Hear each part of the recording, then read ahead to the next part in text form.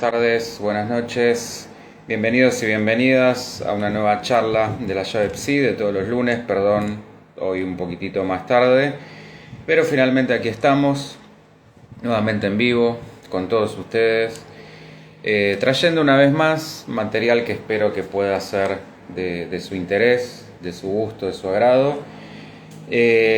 Búsquennos. Para no ir con mucha dilación directamente al tema, estamos en todas las redes, Facebook, Instagram, TikTok, canal de YouTube, se pueden suscribir en forma gratuita para que puedan ver todos los videos que semanalmente se van subiendo. Ahora también, a partir del viernes pasado, estoy todos los viernes, dos viernes al mes, en Punto Cero, he vuelto a la radio.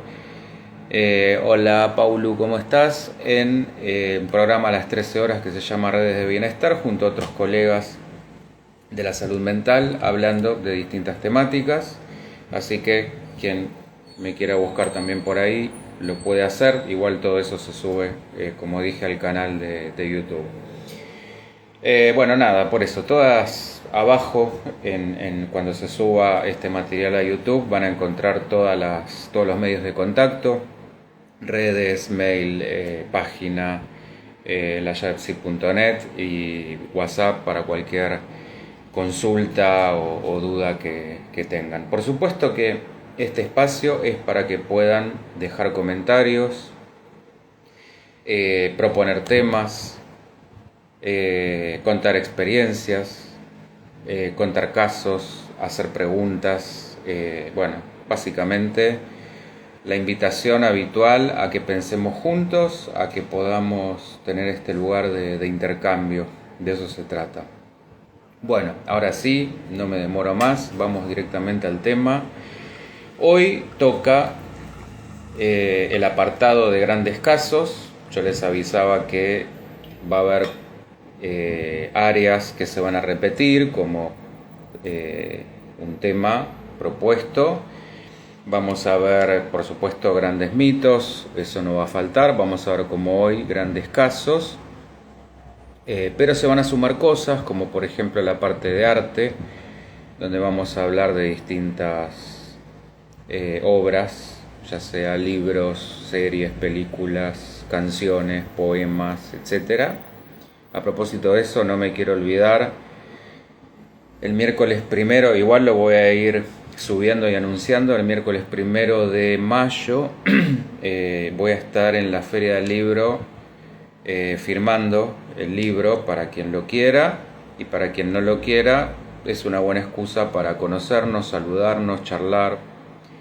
Va a ser el 1 de mayo a las 18:30 en la Feria del Libro, ya les voy a decir bien el número de stand. Eso por otro lado. Bien. Y bueno, seguramente me estoy olvidando alguna otra área que va a estar nueva este año. Otra va a ser seguramente algún caso clínico, pero propio, es decir, de alguno de consultorio, que me pueda llegar a resultar y que creo que les pueda llegar a resultar interesante. Más, por supuesto, todo lo que ustedes quieran sugerir y proponer. Bueno, y hablando de grandes casos, hoy vamos a hablar de Catarina, que es interesante porque hasta ahora he tocado tópicos de histeria, fobia, delirio, psicosis, pero nunca tan clara y directamente la cuestión del abuso sexual como con esta historia, que además es atípica porque no se dio dentro del encuadre riguroso del consultorio de Freud. Por eso no lo podríamos llamar concretamente un caso, por varias cuestiones. Por su duración breve, también por ahí, por eso no sabemos el apellido de esta mujer.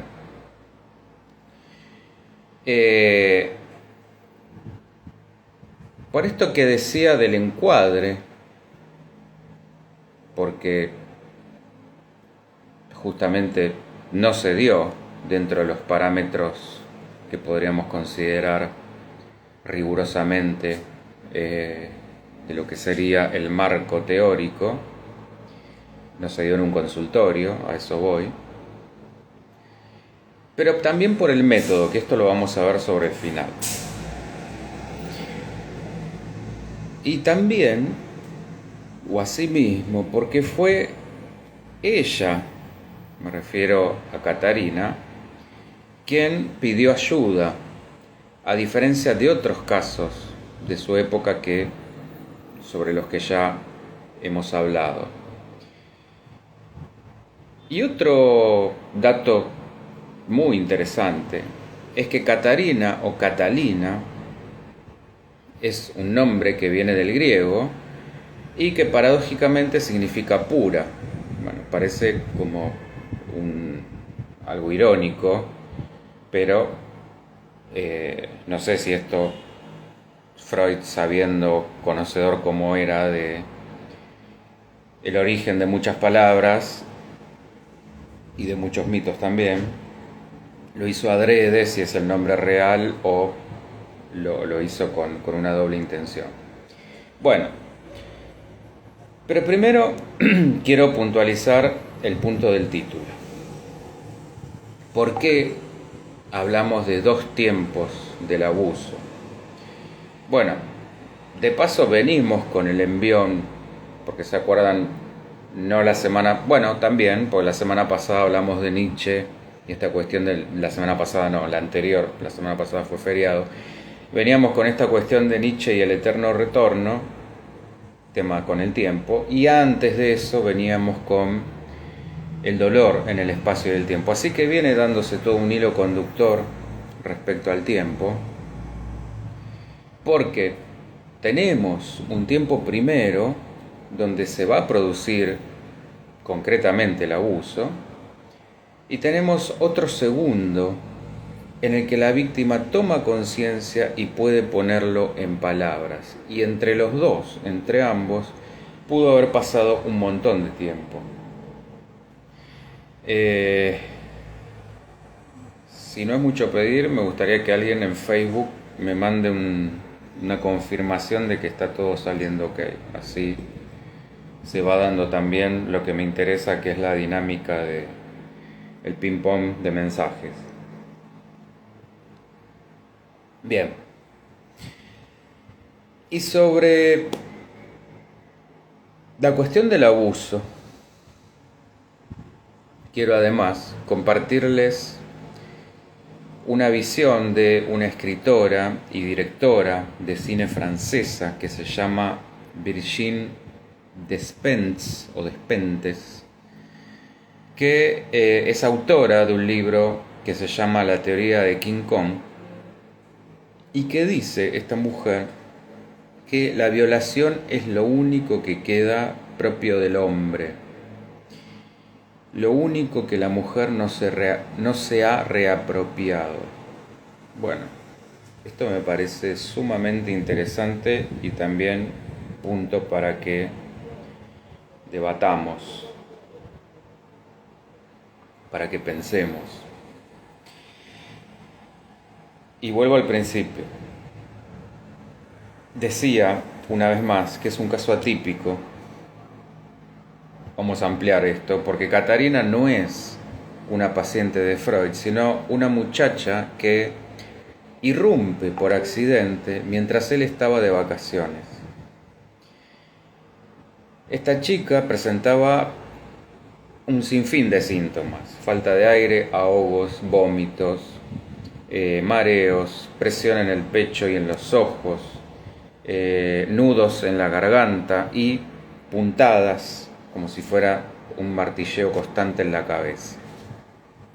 Todo esto precipitado por el acoso de la imagen de una cara tenebrosa que no se acordaba de quién era, pero que la atormentaba y la asustaba.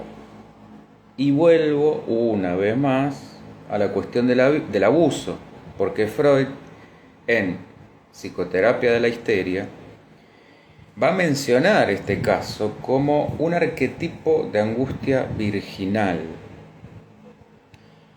una combinación de neurosis de angustia e histeria, por lo que el abuso no produciría un efecto inmediato de trauma debido justamente a la ignorancia sobre esto del sujeto, y advendría tiempo después con el saber justamente ligado al recuerdo. Vamos puntualmente a los hechos, cómo se fueron sucediendo las cosas. Yo decía, a Freud de vacaciones en una posada, se cruza con una joven empleada hotelera, estamos hablando de que tenía ella 18 años, que ni lerda ni perezosa presta atención cuando Freud se está registrando en el hotel, porque se registra como doctor, y entonces ella, que se da cuenta de esto, aprovecha para contarle la historia de lo que le estaba pasando, lo que ella llamaba un ataque de nervios. Frente a todos los síntomas a los que había hecho mención hace un ratito, tengamos en cuenta que en esa época Freud todavía coqueteaba con la hipnosis, pero en este caso no quiso hacerla, cuestión 1, porque estaban a 2000 metros de altura y lo más probable es que provocara vértigo más que algún otro efecto, y punto 2, porque estamos fuera de lo que era un caso concreto, un caso tradicional, un caso típico, sino totalmente fuera de encuadre. Y por otro lado empezaba ya a ganar terreno, mucho más terreno, la asociación libre como método psicoanalítico que la cuestión hipnótica. Bueno, por otra parte, esta iba a decir paciente, pero en realidad no era claramente una paciente, Catarina le dice que ya había ido antes a consultar a un médico sin ningún efecto.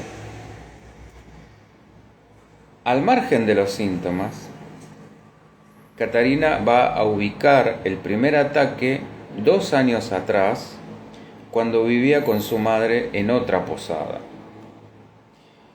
Freud le va a decir que en algún momento, 2 años antes, tuvo que haber visto o escuchado algo que le provocó tal vergüenza que preferiría jamás haberlo vivido.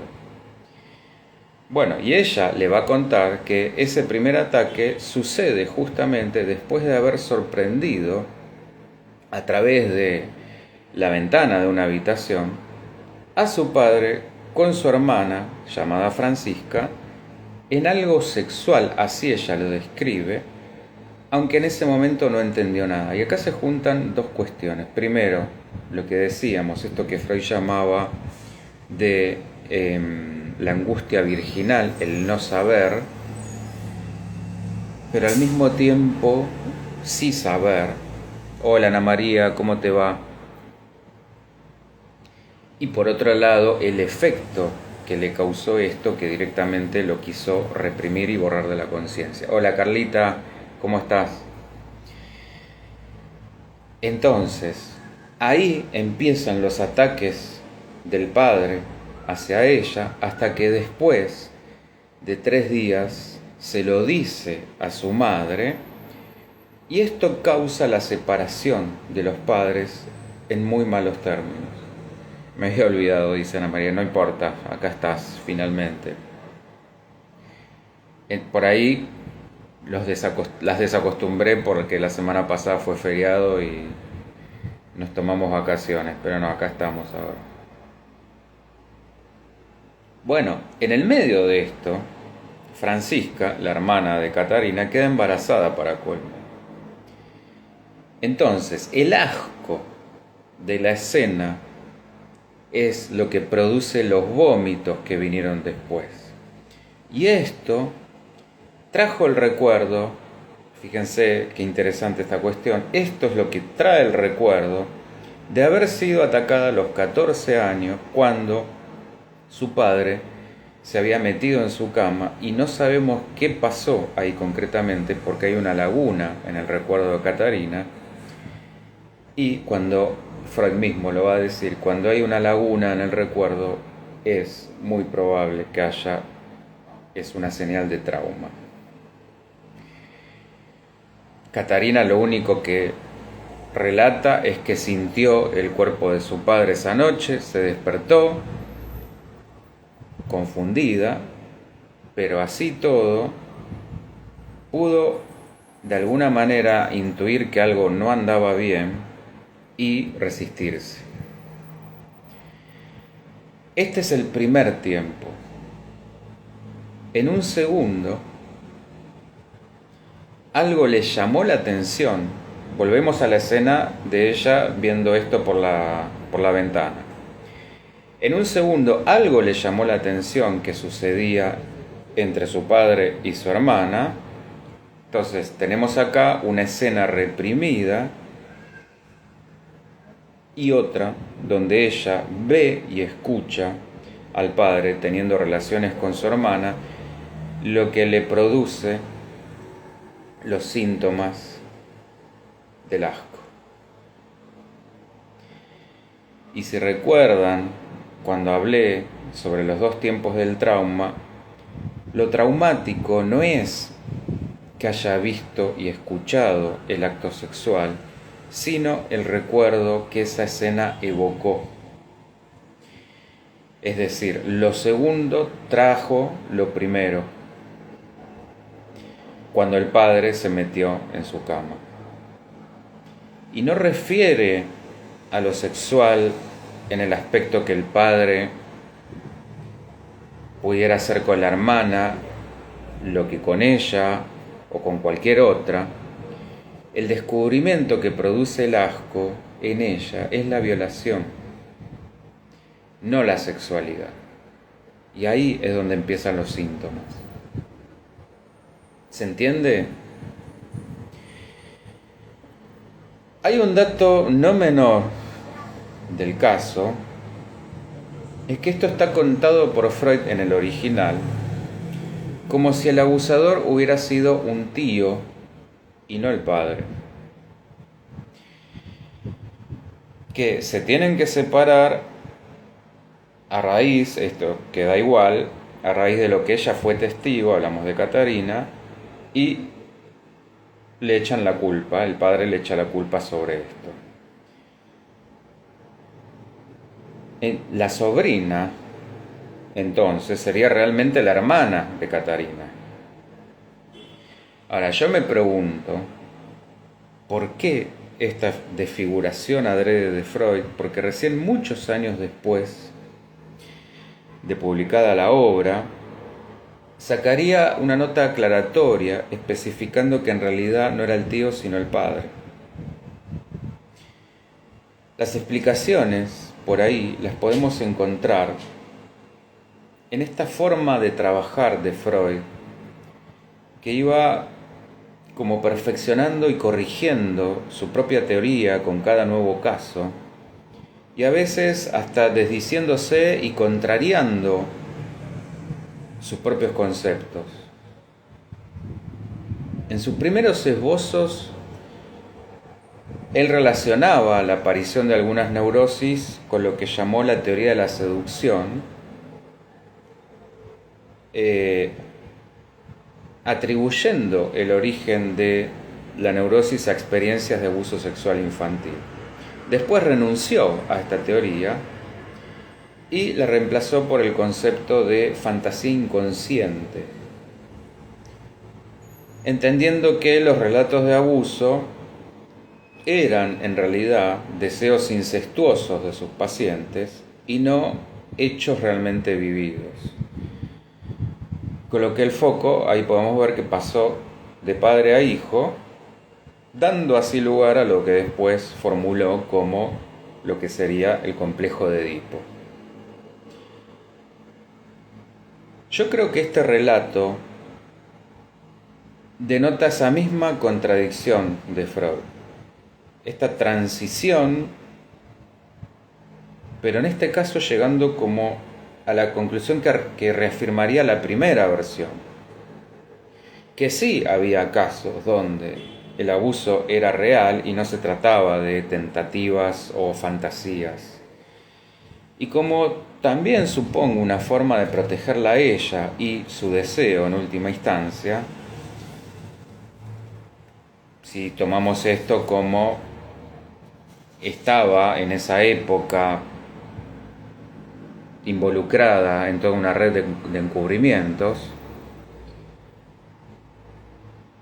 y como también en un principio no aborda directamente la cuestión para dilucidar si el trauma venía por alguna escena temida, algo que hubiera visto, oído, tocado, etc., o si el padre de verdad era un abusador.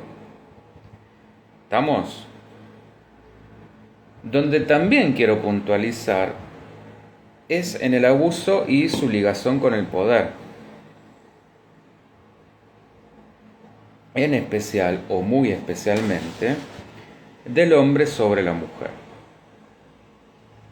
Y lo más importante, cómo opera el aparato psíquico del perverso, en cuanto, al ser descubierto enseguida, culpabiliza a la víctima. Acá lo vemos cuando acusa directamente a Catarina como la culpable de separar la pareja. Y si la hermana y la madre no decían nada y no la defendían, era porque así sigue habiendo casas y casos donde las mujeres son educadas como culpables de provocar el deseo del otro. Y esto lo seguimos encontrando en los casos de violencia de género, con excusas del tipo de cómo iba vestida, o en los casos donde no pueden defenderse, no porque no quieran, sino porque no puedan, y con esto enfatizo excusas del estilo de que si te excitó no fue una violación, o que si dijiste que sí fue porque si dijiste que sí porque te amenazaron de muerte, consentiste. Hola, Adri, ¿cómo estás? Y no solamente se trata de la dimensión de que una niña o que una joven no entienda lo que le están haciendo. Porque acá estamos hablando del caso de una muchacha de 18 años, aún virgen. Pero así estuviéramos hablando de una mujer adulta que supiera, supongamos de lo que estamos hablando,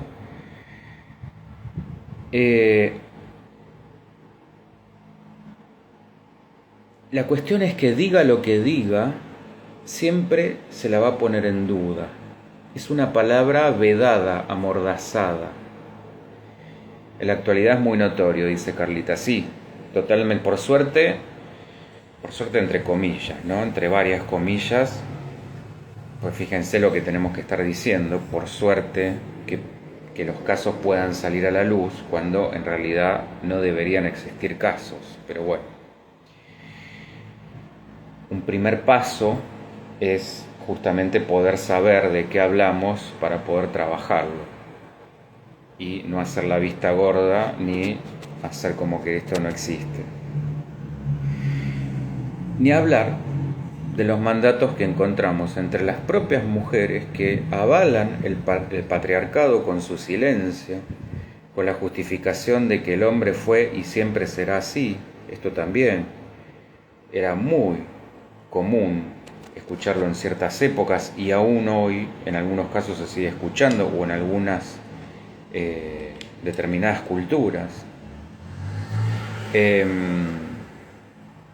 que es una cuestión ancestral, que no hay que decirlo para no destruir la familia y que revelarlo te deja marcada, te deja rota, y así ningún otro hombre te va a poder amar, porque están, vamos a ponerlos en estos términos, están los hombres buenos, que pese a todo, porque siguen siendo hombres, se pueden controlar, y están los hombres malos que no. Esto suena, ya lo sé, muy contradictorio. Ahora lo vamos a desmenuzar un poco más. Porque yo me pregunto, ¿qué pasa cuando es ese hombre malo el que está en casa? Y que tengan que ser los hombres buenos los que cuiden a las mujeres de los hombres malos, de otros hombres, y que las mujeres no se cuiden entre ellas, sino que a veces cuiden y protejan a los malos. Se articula así todo un patrón de vinculación, de dependencia y de vigilancia. Ellas teniendo que avisar dónde están, ir acompañadas y a qué hora llegan. En otras palabras, mantenerse vigilada por el hombre bueno para que la cuide del malo. Esta forma de verlo ampara entender al abusador como un enfermo, que esto también a veces se suele reproducir, como víctima en lugar de victimario, y anula de esta manera pensar el abuso como un signo más del malestar en la cultura, diría Freud, como resultado de una constitución subjetiva de cómo hemos sido formados como hombres y como mujeres y qué significa cada cosa. Ana María tenía una compañera a la que su madre nunca le creyó o le dijo que había sido una provocadora en la violación de su padre. Tal cual, esto mismo. Fíjate cómo, con tal de seguir avalando ese mandato, la que no tenía ni derecho ni a voz ni voto era la mujer. Y donde se seguía justificando al abusador. Esto parece una locura, pero es así.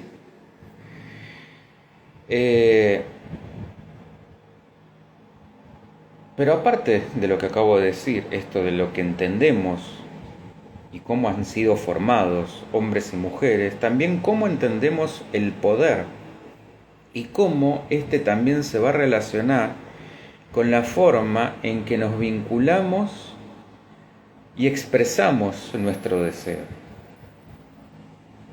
Lo que este caso nos viene a mostrar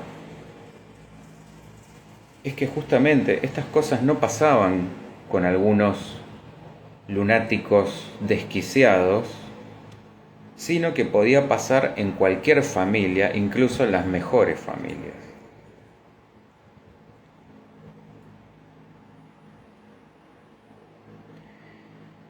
Y siempre, en la manipulación del abusador, la amenaza va a ser el mecanismo que a veces opera de una forma brutal y directa, y otras veces de una forma bastante disfrazada y hasta amable.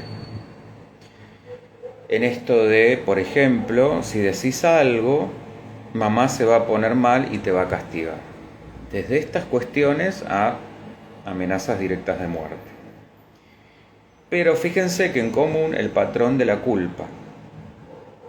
Y esto también lo quiero remarcar muy enfáticamente, porque es el germen de una culpa que después reaparecerá, y esto es clave, frente a cada nueva elección amorosa.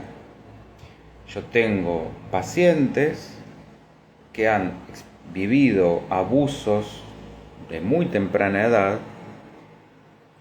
y a los 40 y pico,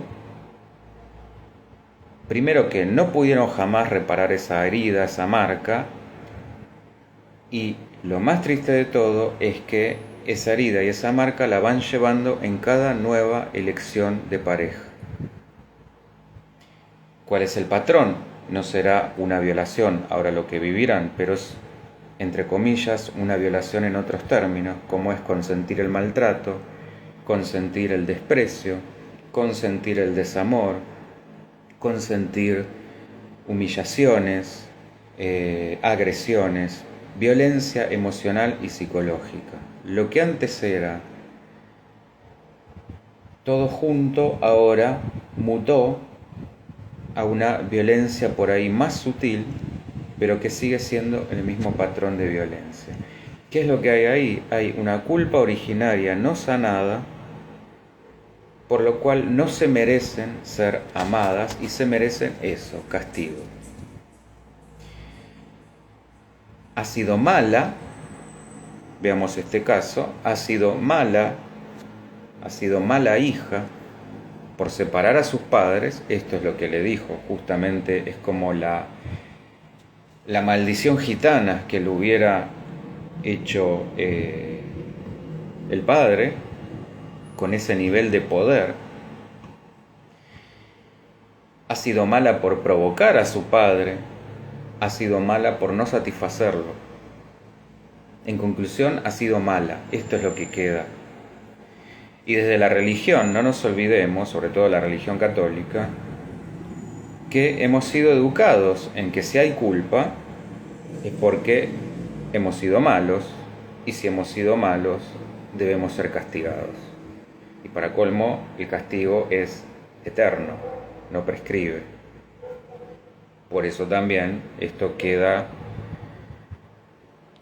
grabado con una fuerza tal que es muy difícil poder modificar ese mandato, porque estamos hablando de un para siempre. Bueno, todo esto es lo que quedó grabado a fuego y lo que hay que reelaborar. Ana María, se cortó Instagram. No, por lo menos a mí no. No.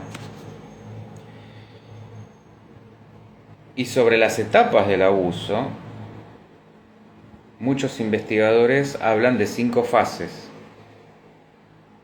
Tenemos una primera etapa donde se da el compromiso, que es cuando el abusador convence a su víctima de que va a tener una relación especial con él. Es esto, la seducción, una relación de cercanía, de intimidad. Luego se da la interacción sexual, que es el comienzo del abuso propiamente dicho, que va de menor a mayor.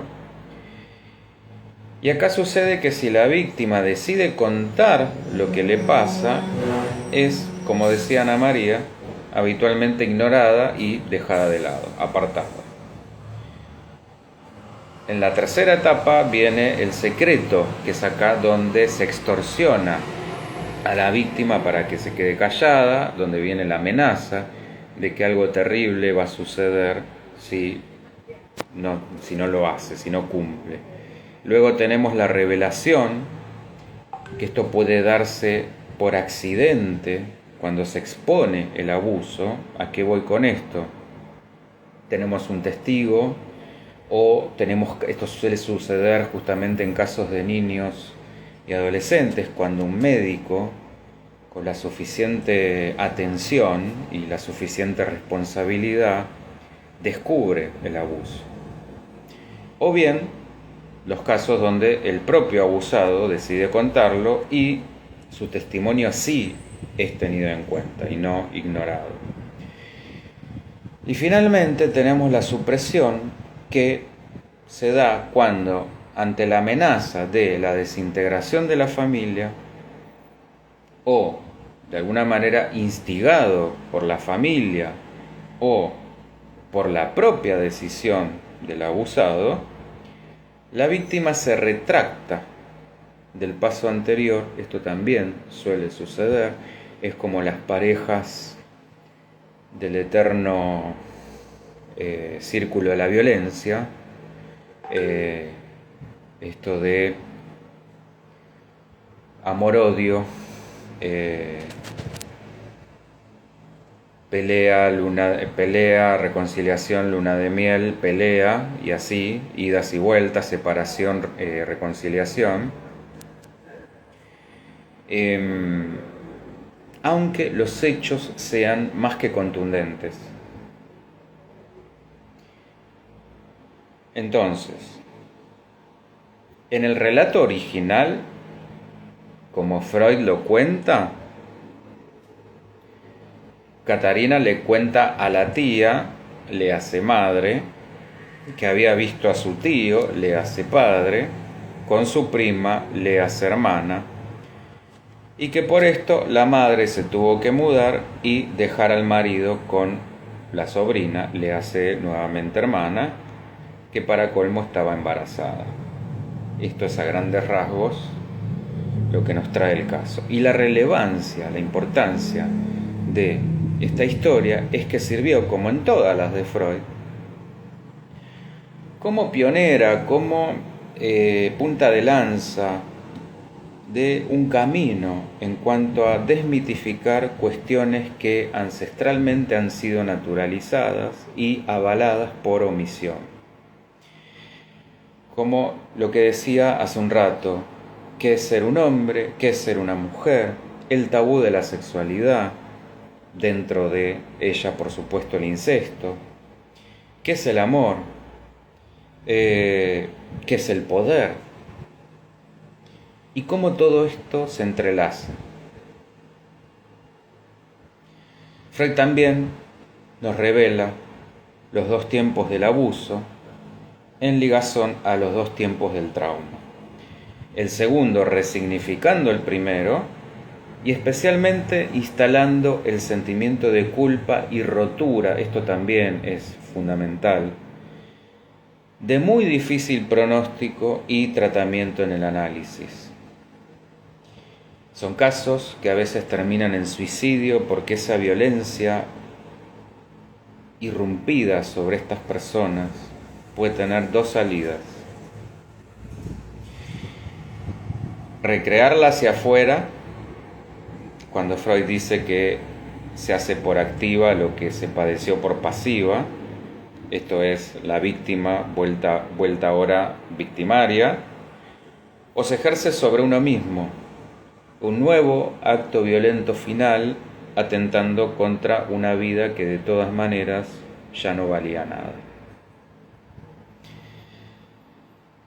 Y vuelvo a la cuestión del deseo. Como no merecen ser deseadas porque han sido deseadas por quien no debería haberlas deseado, sino cuidado y amado, protegido, correrse del deseo puede ser la única salida, y correrse del deseo es correrse, en otras palabras, de la vida. Bueno, esto mismo es lo que nos podemos encontrar, y de hecho lo que nos encontramos en algunos cuadros depresivos crónicos y de trastornos alimenticios, entre otros, toda otra gama de cuestiones de fobias y obsesiones y ansiedades y trastornos del ánimo y otros, sustancias, cuando ha habido casos de abuso. Y finalmente, respecto a lo que les anticipaba en la introducción en cuanto a esto del método, Freud, en el armado del trabajo de esto, de lo que fue el armado del trabajo de su vida, va a recorrer dos etapas. Primero, él va a decir que se trata de observar los indicios. Esto sería las formaciones del inconsciente, lo que él fue pesquisando de que la persona en su decir decía mucho más de lo que estaba diciendo en la superficie. Es decir, no lo evidente.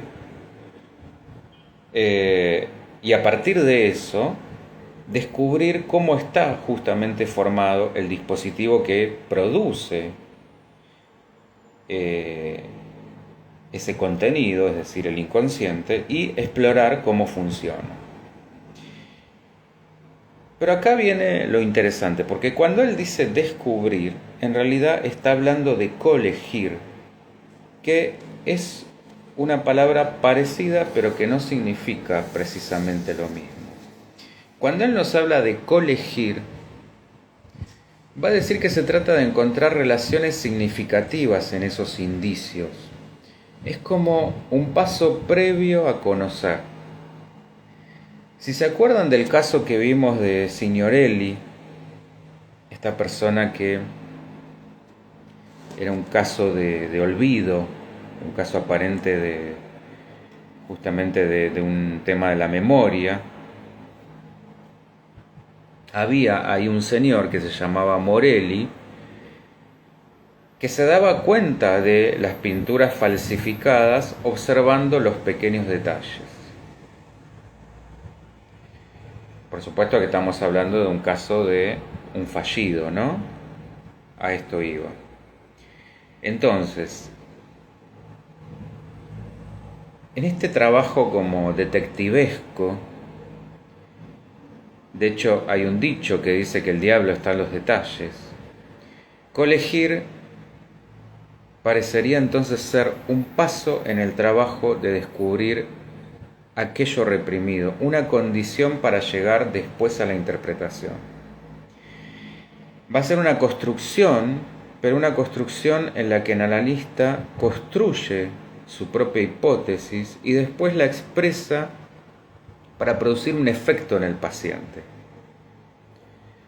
Que esto, en el mejor de los casos, puede terminar en que aflore el recuerdo de lo reprimido, pero a veces, muchas veces, esto no pasa y se llega hasta un punto de una cierta convicción, no de una certeza. De hecho, bueno, la certeza en realidad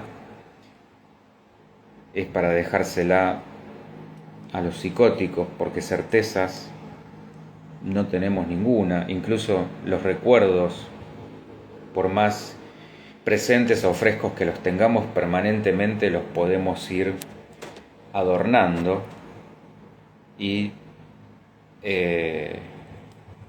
acomodando según cómo haya sido nuestra percepción de ese recuerdo. Es inevitable en ese sentido la deformación, pero llegando a esta convicción casi que es igual de efectiva que la recuperación del recuerdo en sí. Acuérdense de esto de trabajamos sobre la realidad psíquica del paciente, no sobre la realidad en sí misma. No nos interesa conocer el hecho objetivo porque nunca lo podemos llegar a conocer. Nos interesa cómo fue vivido por el paciente. Si el paciente siente que fue real, que lo vivió y que le duele, es sobre eso sobre lo que tenemos que trabajar. ¿Estamos? ¿Se entiende? ¿Quedó claro? ¿Dudas? ¿Preguntas?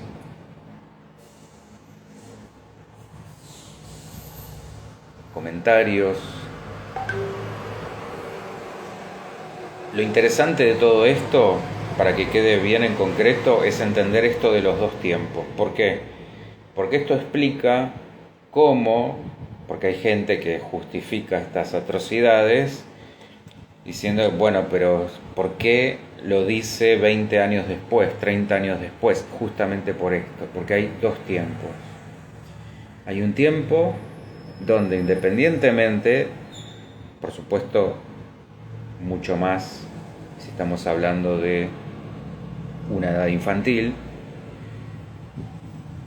pero incluso más allá hay un tiempo donde hay un trauma que vela el contenido, pasa a ser reprimido porque esto es insoportable, no es elaborable para la conciencia.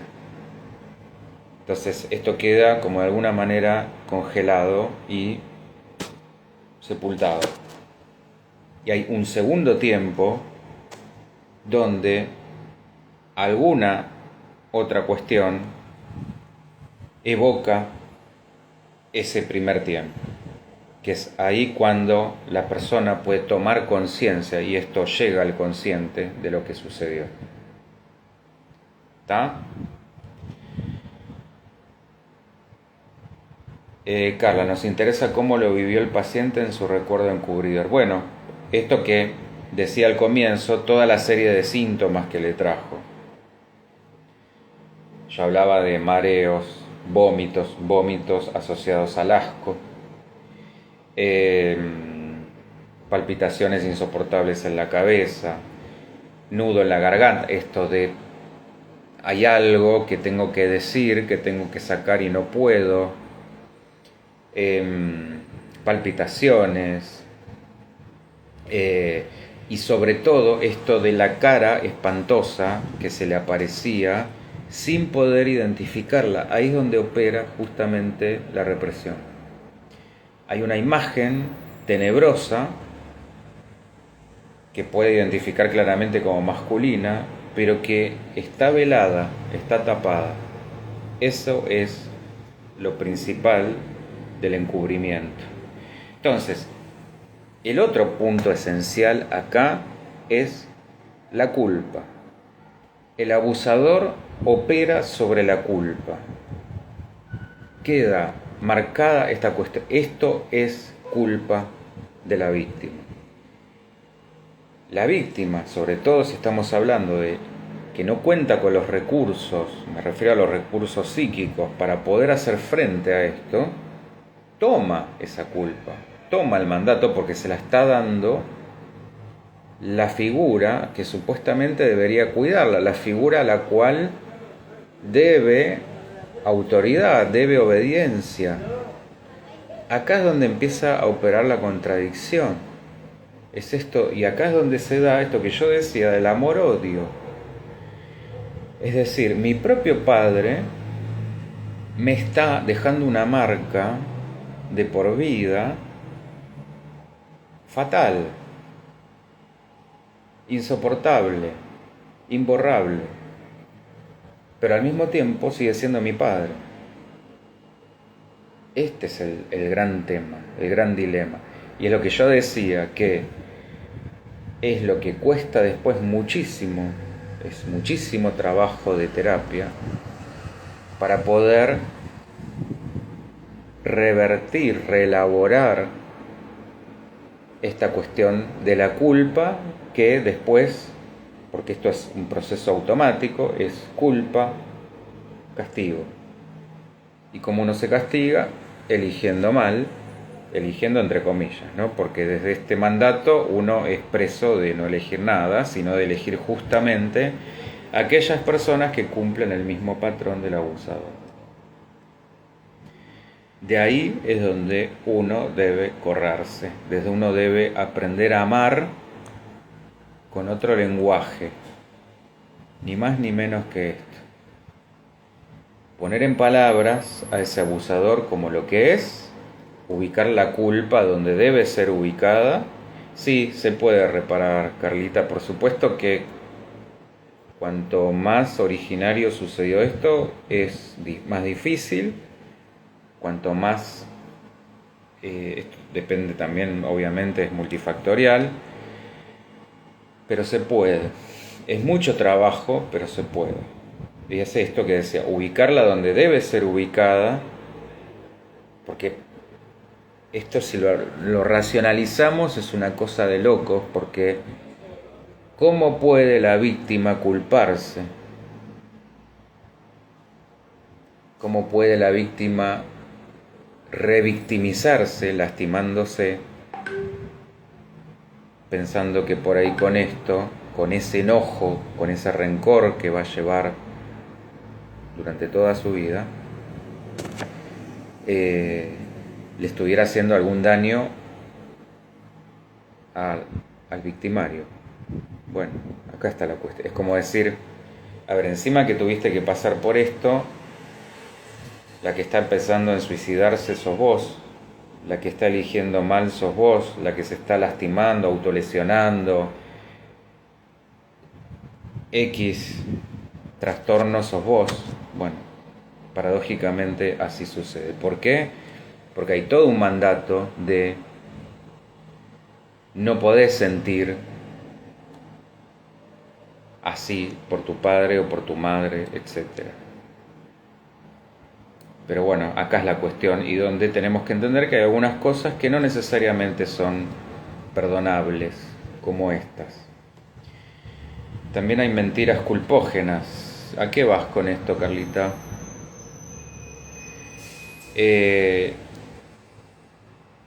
Entonces,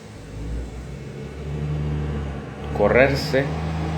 Ana María, mi compañera terminó estudiando psicología de mayor. Bueno, es muy común esto para sanar uno mismo, para entender todo junto y para ayudar a otros.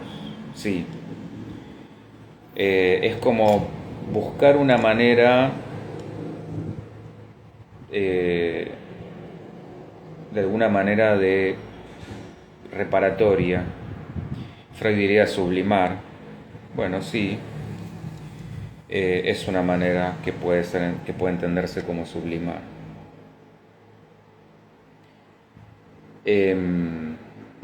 Lo que tenemos que entender es que el rencor no va a meter en la cárcel al tipo que hizo eso, al tipo, digo, quien sea, ¿no?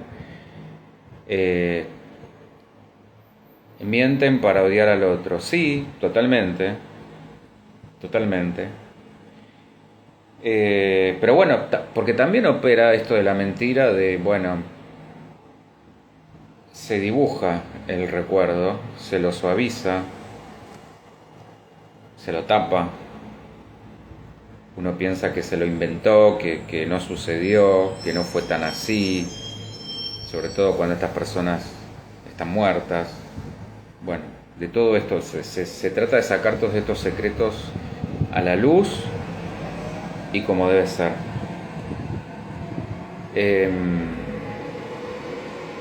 Entendiendo esto, que no hubo ningún acto de provocación ni ninguna cuestión donde uno deba asumir ningún tipo de culpa.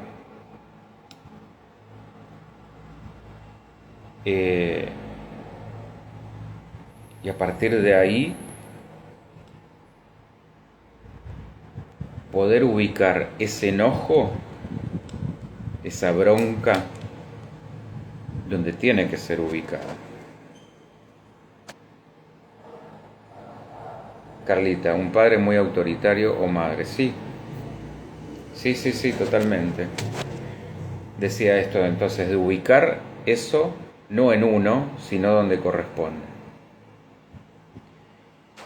Le hace denunciando, le hace exponiendo, ocupándome del tema. Y mientras ir trabajando internamente estas cuestiones de la culpa, de la bronca, para no enfermar yo. ¿Estamos? Bueno, bien. El viernes voy a estar con la segunda parte de digestión de emociones en la radio a las 13:30 aprox. Esto es la de siempre, punto cero, para quienes quieran ahí verlo en vivo. Y por supuesto, el lunes que viene a las 19 con otro vivo de siempre. Como siempre digo, dejen temas que les interese, que quieran, que sugieran. Y lo del 1 de mayo, que voy a estar en la Feria del Libro, así nos podemos cruzar, nos podemos encontrar. ¿Está? Hasta la semana que viene, como siempre, con este espacio. Muchísimas gracias. Chau.